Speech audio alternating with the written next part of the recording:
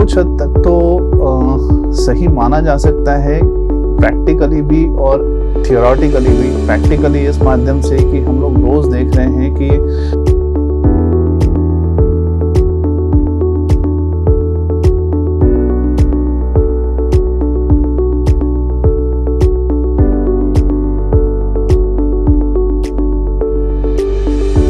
नमस्कार, आप देख रहे हैं न्यूज प्लस 21 और मैं हूं आपके साथ प्रियांशा लाजरस। स्वागत करती हूं आपका हमारे शो आपकी सेहत की बात पर।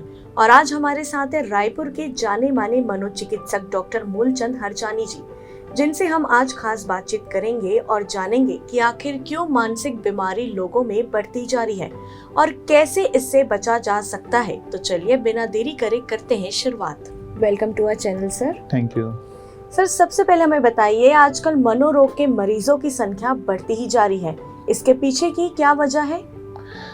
जैसे कि आजकल मनोरोग के बढ़ने की बहुत मुख्य वजह अगर मैं बताऊं आज के इस बड़े प्लेटफॉर्म पे, तो एक सिंपल सी वजह ये है कि हम अपने आप से या अपने परिवार वालों से बहुत ही ज़्यादा अपेक्षाएं रखते हैं। जैसे कि चाहे वो स्टूडेंट टीचर्स अपने स्टूडेंट्स से हों, या फिर आप चाहे अपने कलीग से क्यों ना हो, अपने सबऑर्डिनेट से क्यों ना हो, उस वजह से जो आपके सामने जो भी पर्सन है, ही फील्स एक्सट्रीमली स्ट्रेस्ड, जिसको हम सिंपल लैंग्वेज में तनाव कहते हैं। और तनाव ही एक हर चीज़ के लिए मनोरोग का कारण बनता है। वो एक मुख्य बेस रहता है। फिर हर एक की पर्सनैलिटी यानी व्यक्तिमत्व के हिसाब से उनका अलग अलग दिशाओं में लक्षण पैदा होते हैं, जिसको हम आने वाले समय में कोशिश करते हैं कि कम से कम समय में ठीक किया जा सके। बट अनफॉर्चुनेटली हमारा टर्शियरी सेंटर पे पहुंचने में बहुत लेट हो चुके होते हैं, जो कि एक बड़े मनोरोग का रूप ले चुका होता है।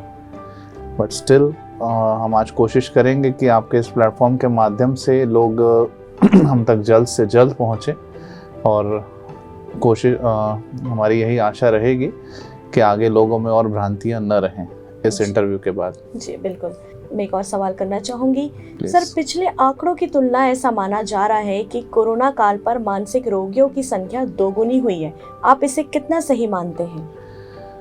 इसे कुछ हद तक तो सही माना जा सकता है, प्रैक्टिकली भी और थियोरेटिकली भी। प्रैक्टिकली इस माध्यम से कि हम लोग रोज़ देख रहे हैं कि कोरोना काल में बहुत लोगों को फाइनेंशियल लॉस हुआ है, तो वो उसको कोप अप नहीं कर पाते, जिसको कहा जा सकता है कि उससे एडजस्ट नहीं कर पा रहे। और जिन्होंने पहले बहुत अलग से लाइफ जी है, सोशल लाइफ जिनकी अलग थी, और कोरोना काल में अचानक से एक रिस्ट्रिक्ट होके रह गए हैं, बंधनकारक एक लाइफ जी है, और बहुत सारे अलग से परेशानियां भी उन्होंने झेली हैं। और कोरोना काल के बाद जब उनकी लाइफ बाहर फिर आई है, तो वो उसके साथ एडजस्ट नहीं कर पाए हैं।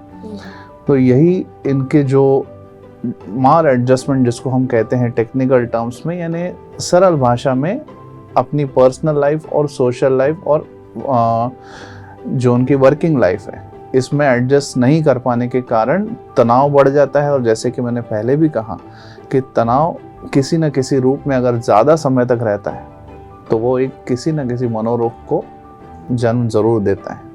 तो कोशिश करें कि इसको कहीं अपने से बात करने की पहल ज़रूर करें और इसको कम करने का प्रयास करें। जी। मनोरोग सबसे अधिक किस उम्र के लोगों को प्रभावित करता है? क्या इसकी कोई उम्र सीमा होती है? हालांकि ऐसे कोई कहीं भी डिफाइंड नहीं है कि यह कोई विशेष उम्र को ही अटैक करेगा, क्योंकि ये कोई ऐसे इन्फेक्शन तो नहीं है कि भाई एक को हुआ तो उससे दूसरे को होगा। लेकिन हर उम्र के अपने अपने एक जैसे मैंने बताया कि तनाव के कारण एक अलग लक्षण पैदा होते हैं। अगर आपको किसी उम्र में तनाव हो रहा है और अगर आप उसको संभाल नहीं पा रहे हैं, तो आपको मनोरोग होना स्वाभाविक है। लेकिन फिर भी एक मैं आपको फैक्ट बताना चाहूँगा कि अगर 12 से 20 साल की उम्र में जब हमारी पर्सनैलिटी यानी व्यक्तिमत्व, सोच बन रहा होता है, दुनिया को देखने का नज़रिया बन रहा होता है, ये मैं इसलिए खासकर बता रहा हूँ क्योंकि इस एज में अगर आपको परेशानी होती है तो बहुत से डॉक्टर्स इवन साइकियाट्रिस्ट भी आगे जाके डायग्नोस नहीं कर पाते और समझ नहीं पाते प्रॉब्लम्स को, जो कि सिर्फ पेरेंट्स और घर के जो निकटतम उनके रिश्तेदार हैं वही बता पाते हैं। तो इस एज में अगर उनके सोच में कहीं भी हैम्पर होता है, परेशानियां होती हैं, तो वहाँ से उनको पूरी लाइफ एक दुनिया को देखने का नज़रिया बदल चुका होता है, सही गलत को समझने का नज़रिया बदल चुका होता है, और यहीं से एक बेस बन जाता है बहुत बड़ी एक मानसिक रोग का। सो इस एज में हमको थोड़ा सा विशेष ध्यान देने की आवश्यकता है। जी, जैसे हर रोग के एक लक्षण होते हैं, शुरुआती स्टेज होता है, वैसे मनोरोग के शुरुआती लक्षण क्या होते हैं? मनोरोग के शुरुआती लक्षणों में आप कह सकते हैं कि जब तक मरीज अगर मानसिक रोग डॉक्टर के पास पहुंचता है तो कम से कम उनको नींद में परेशानी आना, चिड़चिड़ापन, काम ठीक से न कर पाना, और खासकर मनोरोग में और शारीरिक रोग में जो सबसे बड़ा अंतर है जिसके कारण मानसिक रोग का इलाज बहुत देरी से किया जाता है, वो इसलिए, शायद आप भी सहमत होंगे इसमें, कि मानसिक रोग कहा जाता है कि हमारे पीठ की तरह है, वो हमारे अलावा सबको दिखाई देता है और सबको समझ में आता है। लेकिन शारीरिक रोग का अगर आपको कहीं दर्द है, कहीं चोट लगी है, तो आप खुद डॉक्टर्स के पास जाके उसका इलाज करवा सकते हैं। लेकिन मनोरोग में आपको तब तक पता नहीं चलता जब तक आपका व्यवहार बहुत ज़्यादा गड़बड़ा नहीं गया है। तो इसीलिए बहुत से बार इसमें इलाज में देरी हो जाती है और हमको इसमें समय हो जाता है। शुरुआती लक्षण फिर भी आप इसमें कह सकते हैं नींद की कमी, बेचैनी, और व्यवहार में जैसे गड़बड़ी, चिड़चिड़ापन, इससे हम लोग इसके शुरुआती लक्षण मान सकते हैं। जी, मानसिक रोग क्या एक जेनेटिक रोग है? इसे जेनेटिक जो है, इसको एक वन ऑफ द रीजंस कहा जा सकता है, लेकिन ये सिर्फ एक कारण नहीं होता है। तो ये आप एक बहुत आसानी से समझ लीजिए, क्योंकि हमारे पास डेली ऐसे बहुत से क्वेरीज आते हैं, बहुत से सवाल आते हैं, क्या हमारे बड़ों में कहीं ना कहीं इनको एक परेशानी थी तो हमें भी होने की संभावना है क्या? तो ऐसा नहीं होता। अगर आपकी जीवन शैली अच्छी है तो ऐसे जेनेटिक्स सिर्फ फैक्टर सब जगह प्ले नहीं करते। हम लोग डेली ये काउंसलिंग हमारे यहाँ कैरी ऑन करते हैं, तो आप इसके बारे में और भी बहुत कुछ जान सकते हैं। सो इन शॉर्ट, सिर्फ और सिर्फ जेनेटिक्स से मानसिक रोग नहीं होता है। जी, इन दिनों हम देख सकते हैं नशाखोरी काफी बढ़ गई है, तो क्या नशाखोरी की बढ़ती प्रवृत्ति भी है मनोरोग के बढ़ने का कारण? जी, यही नशाखोरी और मनोरोग, इसको हम एक विशियस सर्कल की तरह देखते हैं। विशियस सर्कल का मतलब ये है कि अगर एक चीज़ बढ़ रही है तो दूसरी उसको सर्कुलेट करती है, और दूसरी बढ़ रही है तो पहली उसको सर्कुलेट कर रही है। मतलब अगर मानसिक रोग आपको किसी एक फॉर्म में है, जैसे एक रोग होता है मेनिया, तो उसमें इंसान बहुत ज़्यादा तीव्र किस्म से अपने आप को बहुत बड़े एक विचार आते हैं, जिसमें उसको नशाखोरी की आदत लगती है या किसी न किसी रूप में एंटी सोशल बनता है। और अगर इंसान में ऐसा समझ लीजिए कि नशाखोरी की प्रवृत्ति पहले से है, तो उसको कहीं ना कहीं लाइफ टाइम में मानसिक रोग होने का कारण ज़रूर, एक चांस ज़रूर रहता है। तो इसको हम इस तरीके से देखेंगे तो इसका इलाज जल्दी होने का संभावना बहुत अच्छे तरीके से रहता है। तो इस हिसाब से आप इसको आगे देखें। जी, इससे बचने के लिए क्या उपाय अपनाने चाहिए? देखिए, इससे बचने के लिए उपाय बहुत सी बार सरल रहते हैं। जैसे कि सबसे पहली चीज़, हमारी जीवन शैली को सरल बनाना है। ठीक है, हमारा खान पान, डेली रूटीन। बहुत सी बार जब हम खान पान और डेली रूटीन और जीवन शैली की बात करते हैं तो लोग अपने आप के ऊपर बहुत स्ट्रिक्ट बन जाते हैं। इतना स्ट्रिक्ट कि वो अपना वेट लॉस कर बैठते हैं, नींद खराब कर बैठते हैं, इतना ओवर एक्सरसाइज, योगा, मेडिटेशन कर बैठते हैं कि वो प्राइमरी वर्क भी भूल जाते हैं। तो ये सब नहीं करना है। हमको अपना प्राइमरी जॉब, प्राइमरी रिस्पॉन्सिबिलिटी को ठीक से कैरी ऑन करते हुए जो एक्स्ट्रा टाइम बचता है, उसमें हमको अपना डेली रूटीन, खान पान, नींद, इन सबको अगर हम ठीक से एडजस्ट करते हैं अगर आपको इसमें कहीं भी कोई दिक्कत हो रही है तो सिंपली काउंसलिंग के माध्यम से, जैसे आप एक डाइटिशियन से अपना डाइट फिक्स करवाते हैं, और अगर आपको कहीं भी एक डिस्टर्बेंस लग रहा है डेली रूटीन वर्क में, तो आप एक कहीं भी साइकोलॉजिस्ट से, साइकोलॉजिक सोशल वर्कर से या सिंपल साइकेट्रिस्ट से मिलके भी आप ये सब कैरी ऑन करवा सकते हैं। तो आजकल प्रिवेंशन साइकेट्री भी एक बड़ी फील्ड उभर के आ रही है। जी बिल्कुल। जैसे हर रोग को इलाज करने का एक तरीका होता है, ठीक वैसे मानसिक रोग के मरीज का किस तरह इलाज किया जाता है?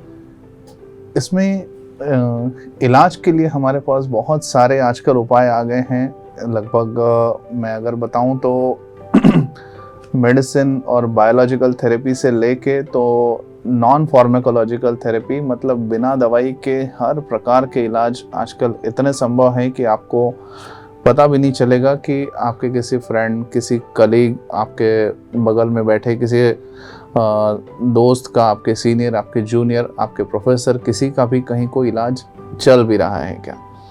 तो इतने प्रकार के इलाज हैं, जैसे कि मेडिसिन्स हैं, इंजेक्शंस हैं, आप जिसको लेके खुद डॉक्टर के पास जाके लगवा के और अपने काम पे जा सकते हैं, जिससे कहीं कोई नींद का असर तो होता भी नहीं है। इसके अलावा भी आजकल बायोफीडबैक, RTMS और भी ऐसे बहुत सारे थेरेपीज़ हैं जो खुद हमारे सेंटर पे उपलब्ध हैं। तो इसके बारे में हम और भी आपको अच्छे से इसमें जानकारी दे सकते हैं जब जैसे जैसे उसमें पेशेंट को ज़रूरत होती है। जी, क्या मनोरोग का खान पान से कोई संबंध है? इसमें जैसे हमने पहले बताया कि एक फैक्टर से कभी भी मनोरोग का डेवलप होना पॉसिबल नहीं है, लेकिन फिर भी इसमें मैं आपको एक जानकारी देना चाहूँगा कि अगर कोई गर्भवती महिला है और अगर उनका डाइट सही नहीं है, बहुत ज़्यादा फास्ट फूड खाते हैं और एक केमिकल फूड्स और प्रिजर्वेटिव्स बहुत ज़्यादा लेते हैं, तो उनमें आने वाले बच्चों में कुछ न कुछ मानसिक रोग होने की संभावना रहती है। ये रिसर्च्ड है। तो इस तरीके से आप अगर खान पान को देखेंगे तो हम आगे भी अपने कलीग्स को काउंसल कर सकते हैं, जो कि आजकल अगर आप बिजी गायनेकोलॉजिस्ट के पास जाते हैं तो वो भी गाइड नहीं करते, ना ही उनके डाइट चार्ट में ये सब रहता है। तो फूड का इतना आप महत्व भी समझ सकते हैं। जी। यदि समय रहते उपचार हो तो क्या यह दूर हो सकता है? बिल्कुल, ये बहुत ही अहम सवाल इसमें है आपके कि समय रहते उपचार हो तो दूर तो हो ही सकता है, बल्कि उनकी जीवन शैली भी आप पहले से बहुत बेहतर मान सकते हैं। और ये जो भी मनोरोग पीड़ित होंगे वो पहले से बहुत ज़्यादा प्रोडक्टिव रहते हैं, क्योंकि मेडिसिन लेने के बाद आपको एक मैं फैक्ट बताता हूँ कि हम लोग जितनों का भी इलाज करते हैं, शायद ये लोगों को भरोसा न हो, लेकिन इनकी इम्यूनिटी बाकी लोगों से बेहतर रहती है। इनको आने वाले समय में, अगर खासकर 20 to 40 के एज में हम लोग इलाज कर रहे हैं, तो आने वाले समय में शारीरिक रोग होने की संभावना कम रहती है। और इम्यूनिटी की बात मैं इसलिए कर रहा हूँ क्योंकि अगर आपको किसी भी प्रकार का तनाव है तो तनाव में इन्फेक्शन होना बहुत कॉमन है, और अगर आप तनाव रहित हैं तो उससे अच्छी और कोई लाइफ नहीं है। और ये हम डेली रूटीन में अपने प्रैक्टिस में देख रहे हैं। तो इसको समय रहते इलाज करना एक वरदान की तरह आप देख सकते हैं। जी बिल्कुल। डिजिटल युग में सोशल मीडिया पोस्ट से भी कई लोगों के मनोरोगी होने की बात सामने आई है, इसे आप कितना सही मानते हैं? अब डिजिटल युग के बारे में अब बात निकली है तो मैं आपसे इतना ही कहूँगा कि डिजिटल मीडिया को ऐसा है कि अगर आप दवाई के रूप में लें तो वो उससे अच्छी कोई चीज़ नहीं है, लेकिन ऐसा है कि वो दवाई कब एडिक्शन बन जाती है लोगों को पता नहीं चलता। तो बस उस एडिक्शन का ही हम लोग इलाज करते रह जाते हैं। और हर जनरेशन के आज हमारे पास पेशेंट्स हैं। तो डिजिटल युग को और सोशल मीडिया को उतना ही यूज़ करें जितना आपके लिए आवश्यक है और जितना आपकी फील्ड से जुड़ा हुआ है। अगर हम उसको अत्यधिक स्क्रॉलिंग करके और बिना वजह अगर चलाए जा रहे हैं रील्स एंड पोस्ट, और बिना वजह अगर जो हमसे जुड़ा भी नहीं है, जिसके कारण बहुत सारे एंटी सोशल काम भी हो जाते हैं, तो इससे अगर हम दूर रह के सिर्फ अपने काम से अगर काम यूज़ करें तो उससे अच्छी और कोई चीज़ नहीं है। So social media is of most important thing in today's world. आपको कहीं भी स्प्रेड होना है, इवन मेरा मैसेज भी आपको बहुत सारे सोशल मीडिया पोस्ट से मिलेगा, उसका यूज़ भी आप बहुत सारे सोशल मीडिया पोस्ट से अपने दोस्तों को, रिश्तेदारों को पहुंचा सकते हैं। बस आगे इसका और कहीं किसी और माध्यम पे एक से नीचे दूसरा स्क्रॉल, दूसरे से तीसरा स्क्रॉलिंग करके अपना समय बर्बाद न करें, यही मेरी रिक्वेस्ट है। जी सर, आज वर्ल्ड सुसाइड प्रिवेंशन डे है, तो हमें बताइए इसे क्यों मनाया जा रहा है और इसके लिए आप क्या संदेश देना चाहेंगे? तो इसके बारे में मैं आपको आज के दिन में सिर्फ यही मैसेज देना चाहूँगा, चाहे वो यूथ्स को हो, जो हमारे शायद देश का तो भविष्य है ही, बट हमारे इस सोशल सोसाइटी का जो एक विशेष भविष्य माना जाता है, कि जो इतने प्रोडक्टिव रहते हैं, जो उनको हम रोज़ देख के बहुत सी बार अचंभित भी हो जाते हैं, स्ट्रेंज एक उनके पास आइडियाज़ रहते हैं। तो उन आइडियाज़ को आई रिक्वेस्ट कि आप एक अलग डायरेक्शन में उनको किसी न किसी तरीके से यूज़ करिए। सुसाइड या अपनी लाइफ को एंड करना कोई एक सॉल्यूशन नहीं होता। वो तो आजकल मैं आपको बताऊं तो शायद डॉक्टरों को तक एक यूथेनेसिया करके टर्म होता है, कि डॉक्टरों को तक किसी की लाइफ एंड करने का अधिकार सुप्रीम कोर्ट ने भी नहीं दिया है आज के टर्म में। तो आप खुद की लाइफ एंड कैसे कर सकते हैं? आपको नहीं पता कि ये समय कितने दिन रहने वाला है, और आने वाले समय में ये परेशानी के बाद आपके लिए एक कौन सा सुनहरा सूरज है। तो परेशानियों से आगे निकल कर ही, अगर आप कुछ नहीं कर सकते इस आपकी परेशानी के समय में, तो बस शांत बैठे रहिए। आपको बहुत जल्दी ही कुछ ऐसी चीज़ें मिलेंगी जिसका आपने शायद कभी एक्सपेक्टेशन भी नहीं किया होगा। और फिर से मैं एक रिक्वेस्ट करूँगा कि सुसाइड कोई एक सॉल्यूशन नहीं होता है। अगर आपको फिर भी ऐसा लगता है कि यही एक सॉल्यूशन है, तो इसके पहले एक बार ज़रूर अपने किसी निकटतम रिश्तेदार से या एक डॉक्टर से बात करिए। और सारे डॉक्टर्स को, जो शायद नॉन साइकेट्रिस्ट हो या पेशेंट के रिलेटिव्स हों, उनको मैं एक छोटी सी जानकारी देना चाहता हूँ कि अगर आपके किसी भी करीबी, कोई चाहे वो छोटा बच्चा हो या 80 साल के बुज़ुर्ग हों, अगर वो कहीं एक आपसे उसके बारे में बात भी कर रहा है, तो ऐसा समझ लीजिए कि उनको कहीं ना कहीं हेल्प की ज़रूरत है। If somebody is talking about suicide in a very polite manner, then he or she needs help. मतलब उनको कहीं ना कहीं हेल्प चाहिए, और इनके मन में बहुत ज़्यादा एक अवसाद और तनाव चल रहा है, जिसको हम लाइटली लिए जा रहे हैं। तो आई अगेन रिक्वेस्ट कि go ahead and talk to them और उनसे बात करके आगे बढ़िए। Thanks a lot. आपने बिल्कुल सही कहा, सुसाइड करना या ज़िंदगी को ख़त्म करना समस्या का निराकरण नहीं है। तो ऐसी ही सारी चीज़ों से बचिए, और जैसा हमें डॉक्टर साहब ने बताया है, आप भी वही तरीका अपनाइए। बहुत बहुत धन्यवाद आपका सर, हमारे चैनल में आने के लिए। Thank you. तो ये थे हमारे साथ डॉक्टर हरजानी, जो कि एक रायपुर के जाने माने मनोचिकित्सक हैं, जिन्होंने हमें बताया कि कैसे हम मनोरोग से बच सकते हैं, कैसे हम अपनी लाइफ में सुधार करके ये मनोरोग जो अभी बढ़ रहा है उससे हम बच सकते हैं, कैसे टेंशन फ्री रहकर हम अपनी लाइफ को अच्छी और खुशनुमा बना सकते हैं। ऐसी तमाम जानकारियों को लेकर मैं आपके पास फिर आऊँगी। तब तक के देखते रहिए न्यूज़ प्लस 21, आपके हक की बात।